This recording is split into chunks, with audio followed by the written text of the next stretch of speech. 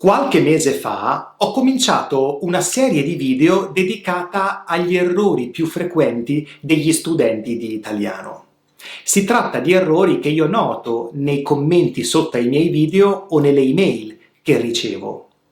In questo video parliamo di un altro errore molto comune che gli studenti di italiano commettono.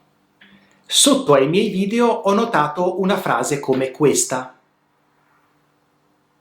E anche una frase come questa. In entrambe le frasi c'è un errore. Quale? La persona che ha scritto questi commenti ha usato dei pronomi diretti per evitare una ripetizione, per evitare di ripetere parole nella prima frase e video nella seconda frase.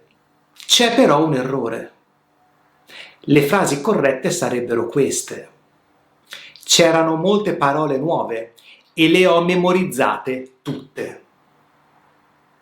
Nel secondo caso, che belli i tuoi video, li ho visti tutti. L'errore era proprio nell'elisione dei pronomi diretti. In questo caso ci sono due pronomi diretti plurali. Le che sostituisce parole e li che sostituisce video. Bene, non possiamo elidere i pronomi diretti plurali, le e li. Vediamo degli altri esempi. Ho visto le tue sorelle, le incontro tutte le mattine mentre vado in ufficio. Le sostituisce le tue sorelle, è plurale e quindi è invariabile, le. Chiamo i miei amici e li invito a cena. Lo stesso discorso vale anche per il pronome indiretto le, che significa a lei. È invariabile. L'elisione non è possibile qui. Quando vedo Sara, le offro un caffè.